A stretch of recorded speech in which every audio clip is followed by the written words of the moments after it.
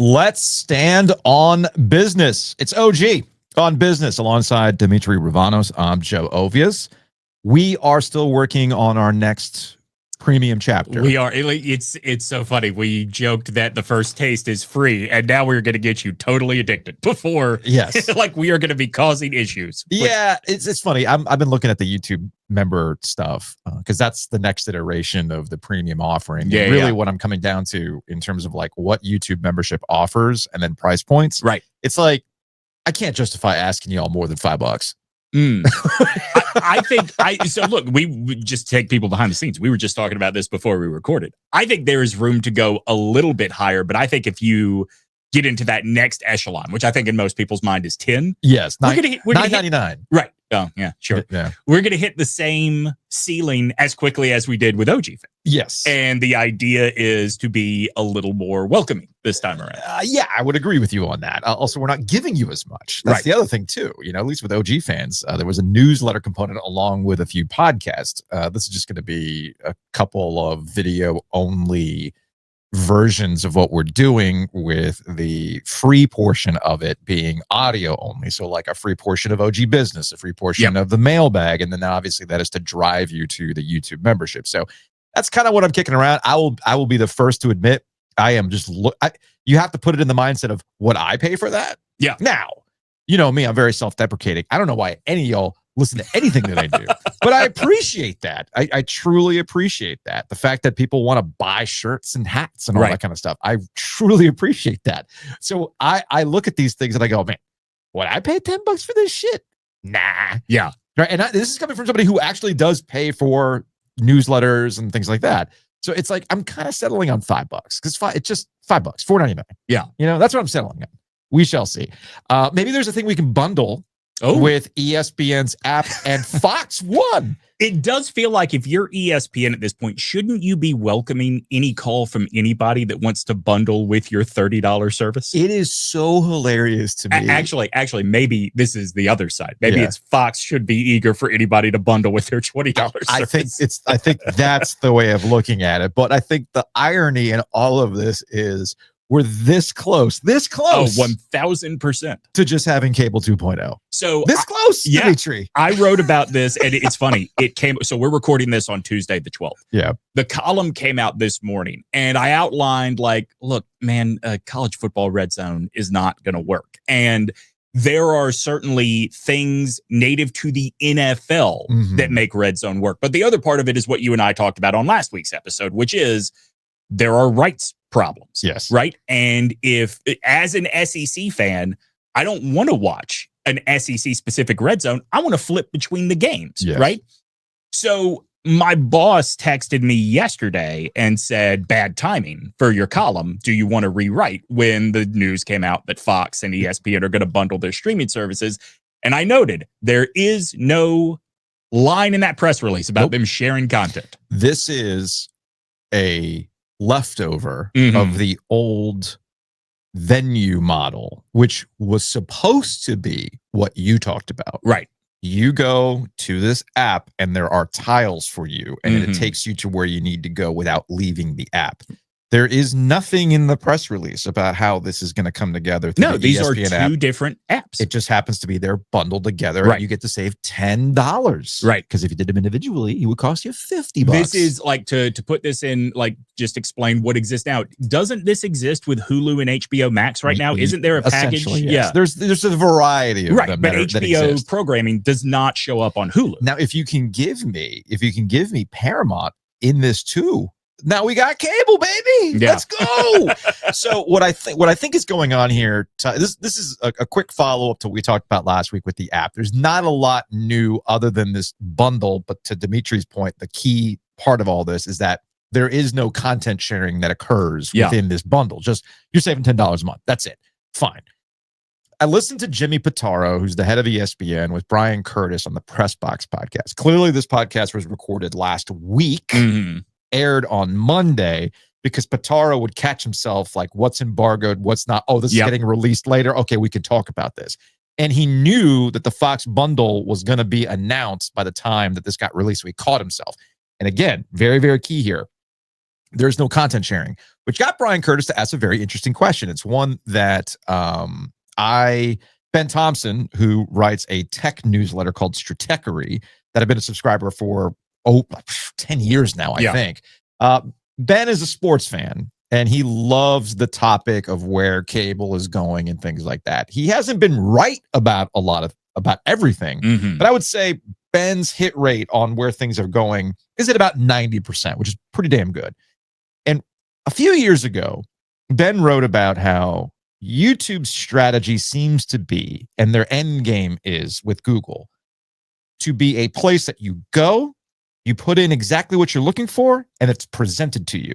Basically solving the sports fan problem of where the fuck is the game. Yeah. Okay. So it's exactly what YouTube is now, but with a reach to accomplish anything. Yes. Yeah. So that was the end goal. I want to find the NC State Carolina basketball game. What is it on? It'll just take you to it. There's no guesswork. There's no, you need this service. It's there. Right. Done. Oh, okay. So that's even different than what I understood. Yeah. That was the ultimate goal in Ben Thompson's mind about where YouTube and YouTube TV were going. So it's not lost on me with this app with ESPN that Pitaro was echoing a very similar sentiment, and that's why they're gobbling up what they're doing. WWE. Yeah, well, I mean, that's the equity stake in the NFL Network. This deal with Fox, which could lead to what we just talked about, where you go to the ESPN app, you want to find the Panthers. I go to ESPN. I'm like, well, the Panthers. Where are they on CBS today? Are they Fox? Like, what's the window today? I don't know. But it doesn't matter because you're in the ESPN app. You put the Carolina Panthers and boom, it's there and I think for about 3 years, ESPN has been open about this is their goal. Yes. I think now we're in a new reality where people are more apt to listen to the conversation about participating because it's getting more and more difficult to find what you want. So if you promised the sports fan, hey man, you pay us $50 a month and we guarantee that you will have access to any game that you're looking for, you obviously sign up for it. Yeah.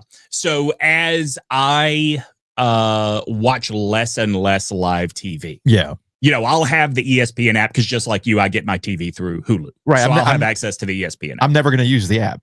The Fox app is largely off my radar because of Hulu. However, you know, as we get into next year and the World Cup comes into play, you know, I guess I'd have to know what else they're offering because I really do like international, like country versus country soccer. Sure. Right. But I don't think there is anything that makes it a necessity outside of Sunday football. No. And I think you could say the same thing about Paramount Plus. Now they have the UFC, which, like, hey, I thought Dana White was supposed to be a business genius. Like, this is this is 100% short-term influx of cash versus at the expense of long-term stability. What you're referencing is that UFC just knocked out a 7-year, $7.7 billion deal. And this comes on the heels of Skydance having the purchase complete of Paramount CBS, right? And I was reading John Orand, his the Puck newsletter this morning. And the argument is that this really is about the future of the pay-per-view model more so than anything else. And that if you're Ellis, there's two things. The pay-per-view model going away, as evidenced by the fact that the WWE is baking in their premium live events, because it's not pay-per-views anymore. Right. Their premium live, the PLEs, those are getting baked into the ESPN app. Which is exactly what UFC is doing with the Paramount Plus app. So they also understand if they want to grow their sport, they have to do the numbered events, what they call, like basically their version of a premium live event is the numbered UFC fights. They got to put those on CBS in order to get more people in. ESPN, Matt Bellamy was actually referencing this on The Town, in that ESPN's pay-per-view numbers were in a downward trajectory for UFC. Yeah. So UFC's looking at this. I get what you're saying. Like, man, why don't you spread the wealth rather than doing it in one shot? But I think they probably got Ellison and the new people at Paramount or at Skydance to overpay for UFC. No. Yeah, I agree. So they overpaid for UFC, guaranteed themselves for the next 7 years, and they can now see if their new model of free numbered events will help grow UFC. No, I'm not saying they should have spread the wealth. Oh, okay. I am saying, get your money all in one shot. You got it from the wrong place. Ah, okay. Where were they going to go to get that deal? ESPN. You think ESPN was going to throw them $7 billion? Absolutely. Interesting. If you had extended them, like if you had offered them that long of a deal, absolutely they would have. I think that ESPN probably, I think if TKO, the company that owns WWE and the UFC, had played hardball and said you can't have one without the other, ESPN is opening up the checkbook and giving them whatever number it is they wanted. I think if they are split up, ESPN bet on the bigger audience. Okay. And that's fine. I would agree with you on that. But I think even if you're not going to ESPN, even if you're not going to ESPN, like go to Amazon, go to Netflix, go to somewhere that is going to be around. And look, Paramount and Amazon, I would bet in Amazon Prime Video, I would bet don't have wildly different active user numbers. Amazon has way more subscribers because it's included with your Prime subscription. Yeah, I was going to say, I have Amazon for the Prime shipping. Yeah, I usually don't even watch Thursday Night Football. And all of my knockoff, multiple, no vowel named brands. Right, exactly. You know? Like, it's like I needed a sunshade for my Civic. Because I was like, it's funny. I buy this visor shade, and of course, it hasn't stopped raining since it arrived. Of course, so blame me, right? It's like it's the extension of, oh, you washed your car, cool, it's gonna rain now. But yeah, man, I was like, I could go somewhere and buy like I don't know, like an Auto Trend, whatever, or I could just buy this multiple lettered thing that I don't know where it comes from and save money. Wall Street Journal did this great column one time about all of the tiny brands that Amazon will buy one of and just knock off. Yes. Right. Yes. And so if you ever run across something made by, and God, we're all idiots for not figuring this out. If you ever run across something on Amazon made by Big River, that is Amazon knocking off an independent seller that started selling their stuff on Amazon. That's unfortunate. Yeah. So I get what you're saying with that. I just think that if you're Dana White, you're looking at a whole hell of a lot of money, and you're a priority rather than just an asset. I mean, I think that's probably what it is. It's ego, right? Yes. And also there is the NFL Big Ten model of, if you're TKO, the bigger company, of don't do the ACC SEC thing and put all your eggs in one basket. Do deals with everybody. Yeah. I just think this is the wrong everybody. I know the Ellisons have grand designs on remaking Paramount Plus into something bigger. I just don't know where the lane is. Well, it'll be a bundle soon with ESPN and Fox One, and you can save $20 if you get all three, because that's where things are headed. One other note about the Jimmy Pitaro Press Box podcast. A lot of it was staying on message and kind of boring industry talk. It was when Curtis brought up the lack, and we talked about this with Bomani Jones on the main podcast this week, was the lack of talent development, and that essentially all you're really doing is just kind of, I don't know, we'll go buy this. We can't get the NBA show right, so fine, we'll just go buy inside the NBA, right? Oh, we can't develop a new thing, so you know what? Screw it. Let's just knock out a licensing deal with Pat McAfee and go from there. And Pitaro pushed back on that notion. And I think Pitaro is being cute with what exactly talent development is and what we're talking about with talent development. Yeah. Because when he brings up, Malika Andrews, look what we've done with her, homegrown talent. And then Curtis was very quick to say, yeah, and you still went out and bought inside the NBA or licensed inside the NBA. Cool, right? It was a very, very good pushback on that. And then he brought up Mina Kimes, which, absolutely. Mina Kimes is But you developed Mina Kimes, 8 years ago, 9 years ago at this point? Right. And also, what is Mina Kimes? Mina Kimes is a very specific NFL personality. Right. When we talk about developing talent, we are talking about developing the next studio show, the next PTI, the incubator that was around the horn that then presented people, got you used to who they were, and then they would move on to other things within the company. Yeah. Like Mina Kimes, by the way. That's all gone away, and the point still stands that you have not replaced any of these things. And with all the app announcements, not a single actual show was announced, okay? Yeah. Now, one thing we didn't get back to with Bomani when he said put a pin in that when it came to the Rich Eisen show being acquired by ESPN, Mhm. and it being a radio show, is that I'm assuming that's what he means by that, is that it's Pat McAfee insurance. Oh, yeah. Because Rich Eisen's show happens to go on at the same time as McAfee. It's McAfee insurance in a couple of ways. Number one, always worth reminding people, Pat McAfee has never finished a contract. So we're getting dangerously close to that, Right. that pressure valve. And I don't mean got fired. I mean, he will just walk away. I'm out. And look, kudos to him for having the power to do it. Man, Doesn't make a ton of sense to me. But not being haters on it. So that's one way of insurance. I think the other part of it that is Pat McAfee insurance is there are people like you that are never, ever going to watch Pat McAfee. No. Now, does it mean for sure you're going to watch Rich Eisen? Absolutely not. But you grew up with Rich Eisen. He was a presence on your TV. Oh, he's when comfort you were food. Yeah, exactly. He's comfort food, man. If you are going to open that ESPN app between 12 and 3, there is something for you that does not alienate you. Now, the part that is interesting here is that I think people are looking at this the wrong way. I think ESPN has made it abundantly clear that they are interested in one thing and one thing only for the future of ESPN, and that is, back to the start of this conversation, is there a game on? Who has it? Yep. We do. Yeah. That's what matters to the next iteration of ESPN. And they've essentially allowed everyone else to pick up the slack when it comes to the opinion aspects of course. this, which gets to a Pablo Torre interview that went viral. He was on with Semaphore, however you pronounce that media outlet. And he talked about how ESPN let billions of dollars out the door with all of these guys who have gone on to do podcasts. Of course, in classic Pablo fashion, he's including himself. Right. He's including Colin Cowherd and his podcast network, The Volume, right? He's referring to Bill Simmons. Curiously enough, he did not mention Bomani Jones, but that's another topic altogether. So I get what Pablo's point is, that the argument being, and Zach Lowe is another example. Bomani's been very open about this, and you can look at the podcast numbers as well. The top 2 podcasts for a long time under ESPN's brand were the Zach Lowe podcast and then Bomani's podcast. And then you get into the Hoop Collective with Brian Windhorst and stuff like that. But your 1 and 2 were Zach Lowe by a wide margin, then Bomani, and then the rest of it.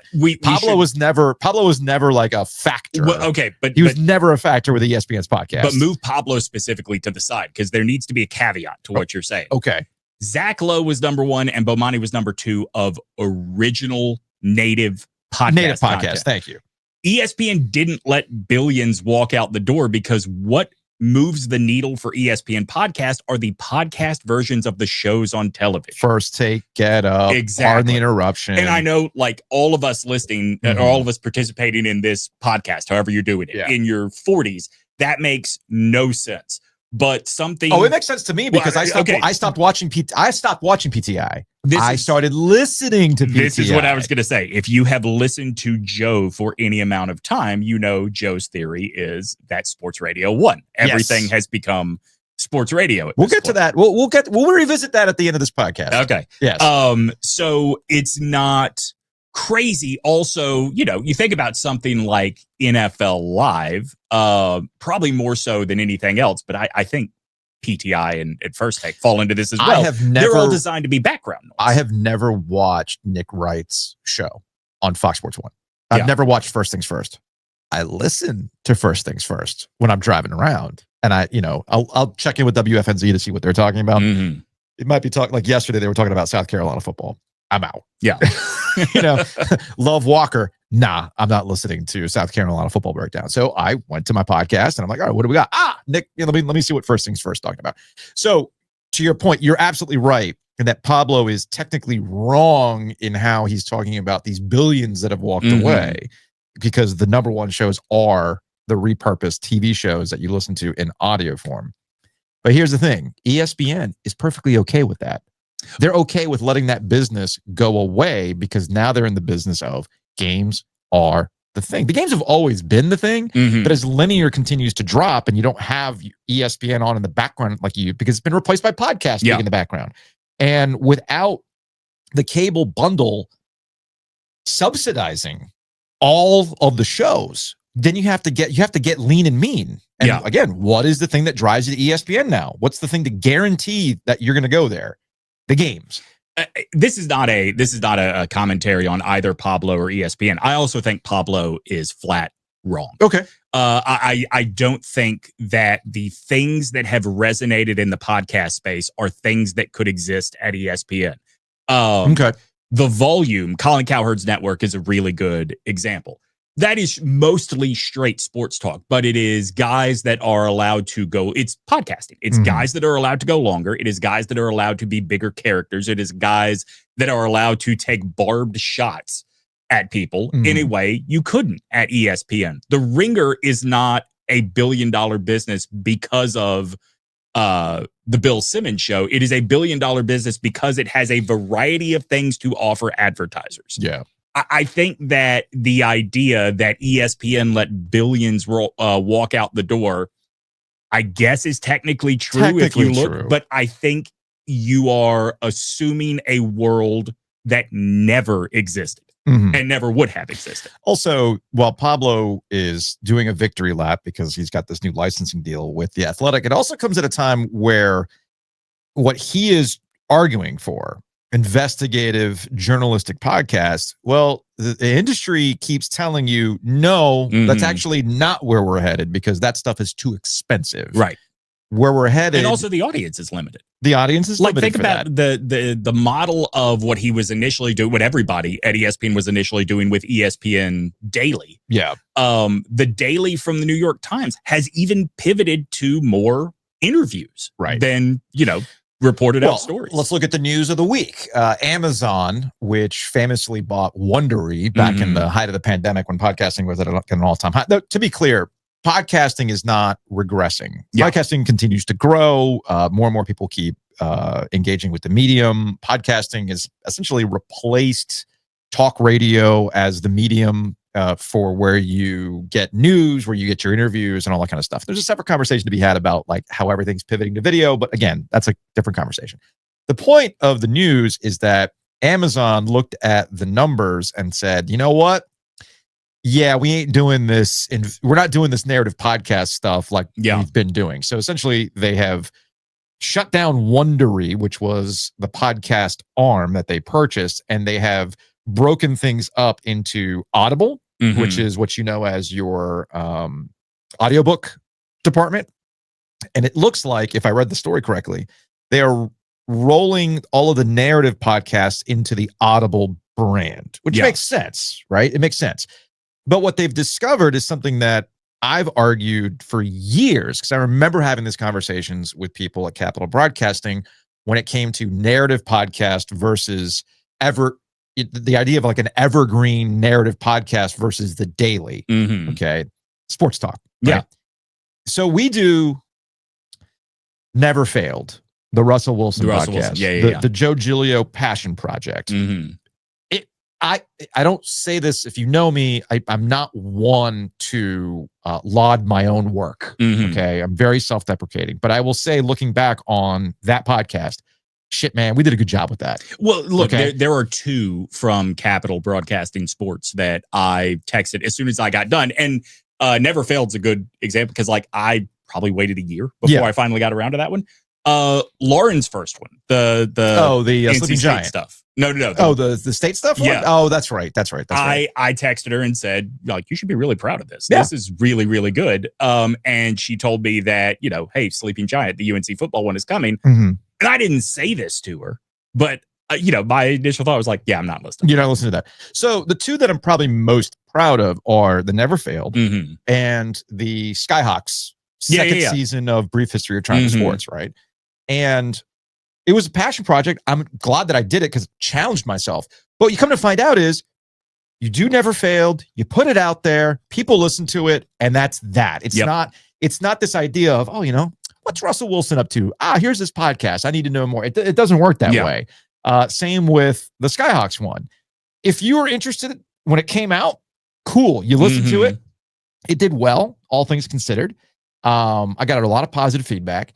And I don't know what it is now, but I'm guessing that somebody might be doing like a weird rabbit hole. Like, they're bored, they're drunk, they're high, and they're like, man, whatever happened to the Skyhawks? And they Google it, and that podcast might show up. But it's not something that is going to be there front of mind all the time.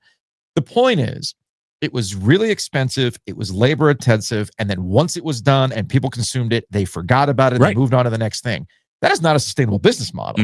So it just gets us back to Sports Talk One. So sure enough, the shows that Amazon, Spotify, everybody else have been leaning towards and where everything will go to are the everyday or a couple time a week podcasts that are interview focused or news of the day focused, give you your takes, all that kind of stuff. Again, sports talk. And that gets back to the ESPN thing, is that if you're already out of that game, then why do you care if more people are engaging with the Barstool podcast than anything else? Why do you care? Because ultimately what they're talking about is the games that they're watching on your network. Right. That's all that matters to them now.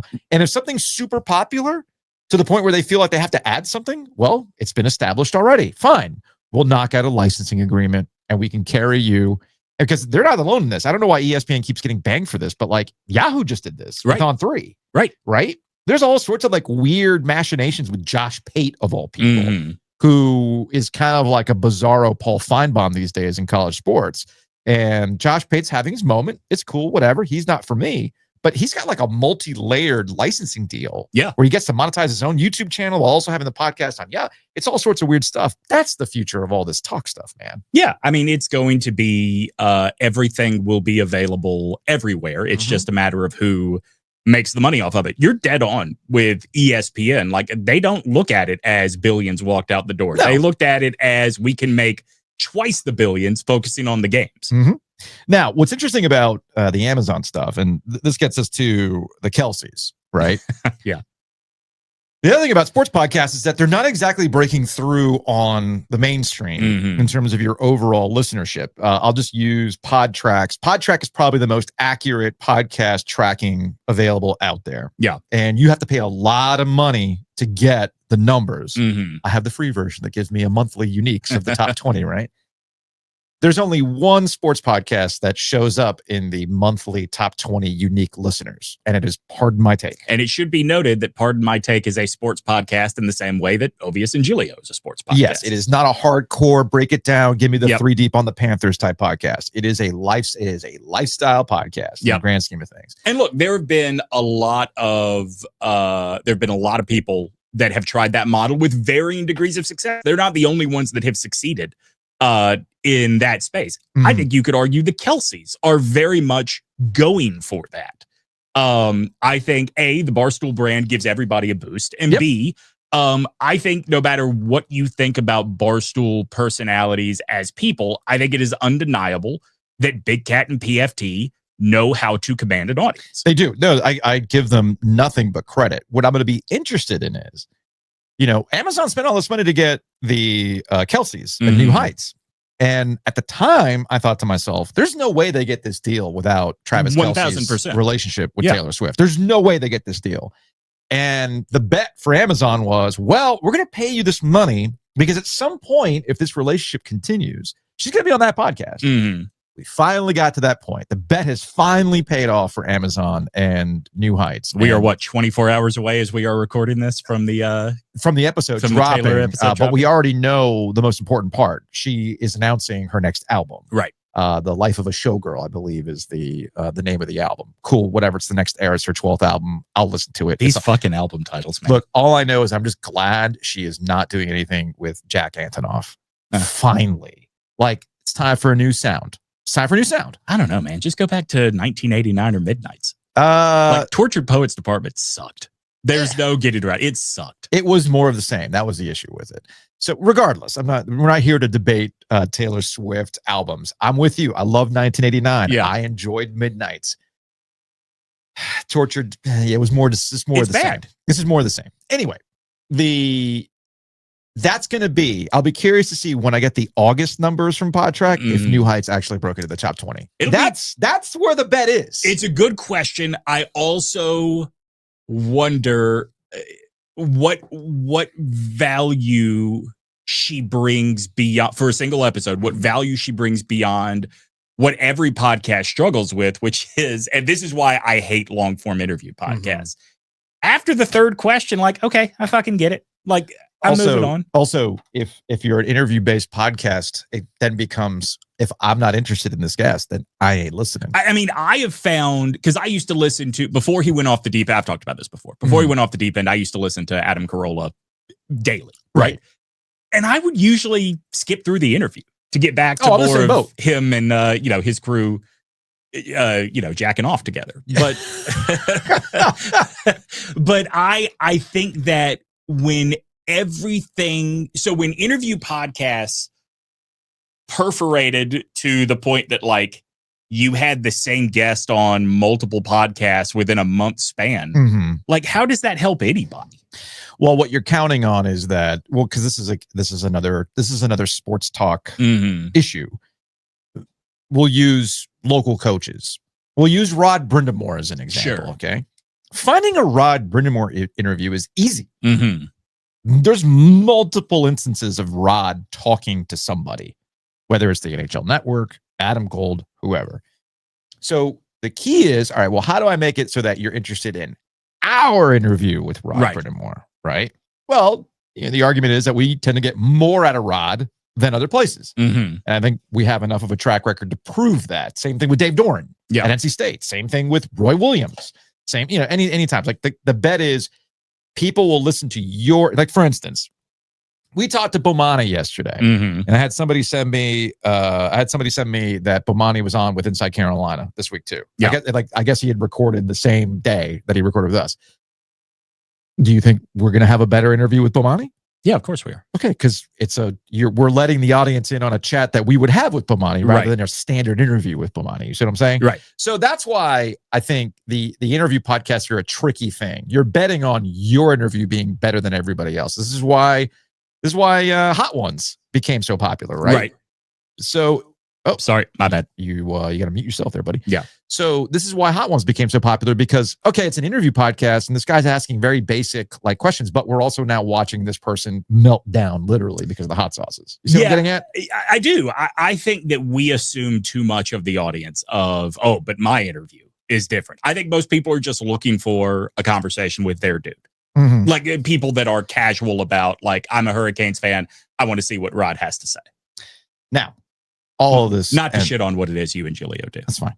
All of this ends with the king of all media. Oh, who? The king of provocative interviews. Yes. Baba Booey. Rapping. We got Howard Stern. Howard Stern. I have not thought about Howard in a long time. I had SiriusXM not because of Howard Stern. I had SiriusXM because I couldn't get enough Madison on Lithium. Madison. By the way, I just canceled my SiriusXM. Oh, at this point, I only get the free previews. Then I go over to Alt Nation and I go to Lithium and I'm like, I get what I need. And then I just I've had my fill. I've heard Madison do her sing-song thing about like, we've got Soundgarden coming up. I'm like, girl, I would have had a crush on you back in the day. Whew. Anyway, back in my WKNC days, regardless. So Howard Stern is, am I wrong to think that this is finally happening to Howard, where at SiriusXM, they see where things are with Alex Cooper, the Call Her Daddy podcast queen. Yeah. And other podcasts that have come up and they're younger. They do things a little bit, they're more native to the platform versus Howard, who's been the king of all media for decades. And it's finally come from where it's like, hey, man. Howard, who still talks about podcasting being make-believe radio.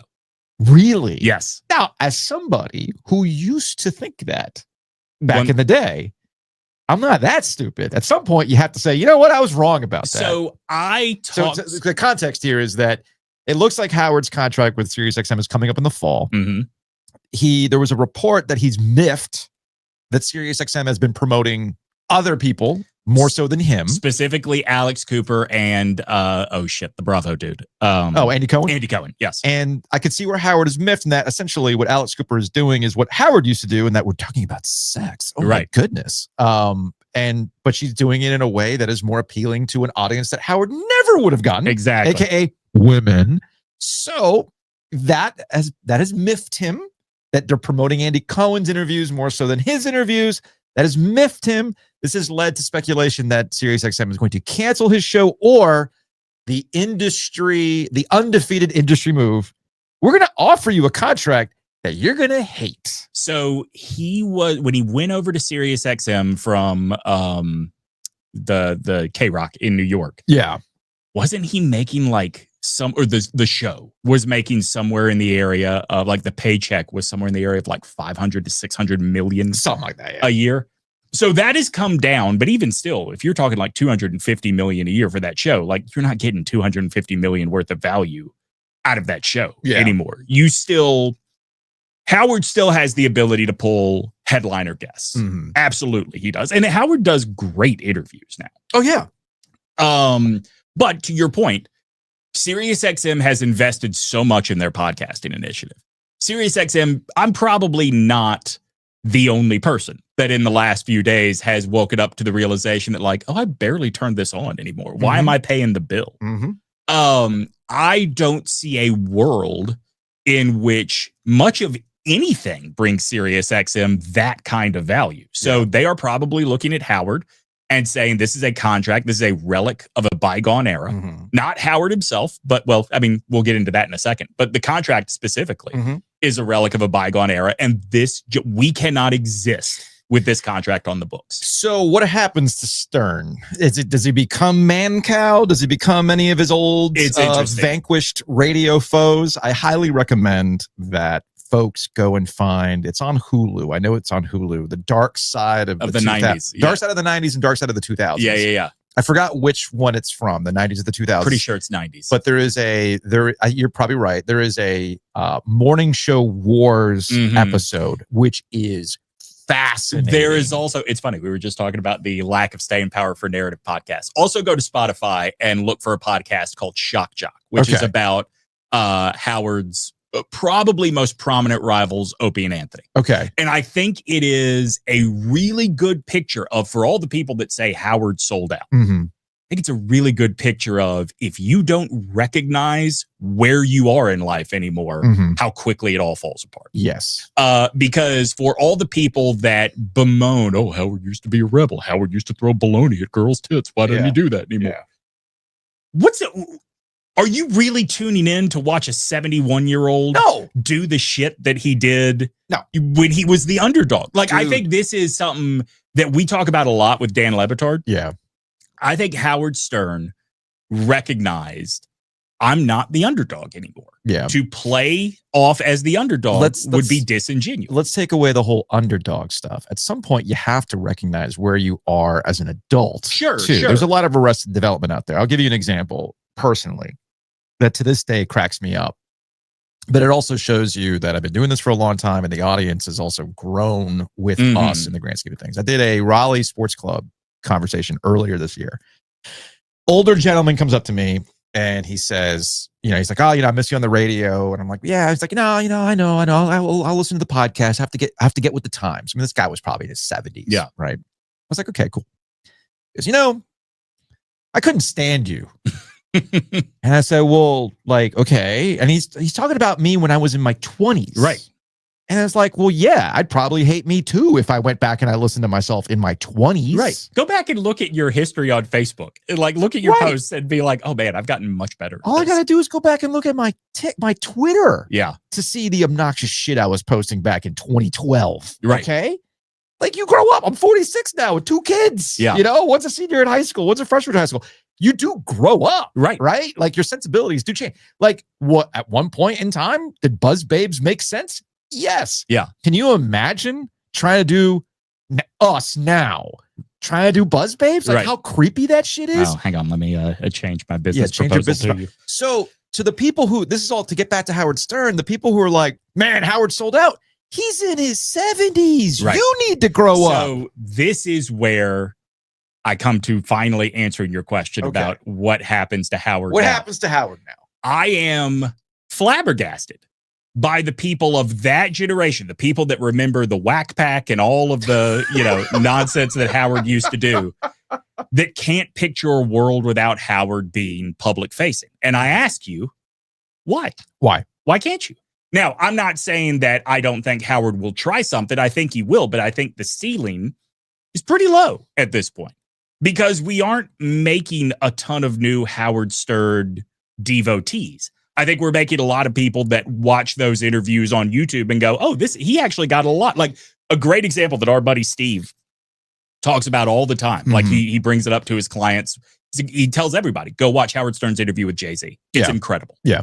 And he's right. It's a really great interview that you can even see Jay-Z shocked that, like, I can't believe Howard did the research and knows this about me. And so he gets great answers. But I don't know that stuff like that, which Howard is very good at, creates new devotees to Howard. So, and if the audience is more limited, like, who then is going out of their way to make time for Howard Stern? I think the world of Howard Stern is a talent. I think no matter what he has done very, very well. But to Joe's point, time comes for us all. And time is undefeated. Time is always undefeated, man. Yeah. Always undefeated. So that's going to wrap it up. Speaking of time, we're out of time. That's going to wrap it up for this OG on Business. At some point, we're going to put this behind a paywall, or at least a portion of it behind a paywall. We're going to keep telling you. We're going to keep telling you these things. In the meantime, Demetri and I we got nothing going on in our lives. Nope. So we're just going to spend time in the studio talking about business stuff. So it's that simple. Anyway, we will see y'all next week, probably for the first iteration of a paywall. Maybe. I don't know. We'll see what happens. We could still be workshopping it. We'll see you then.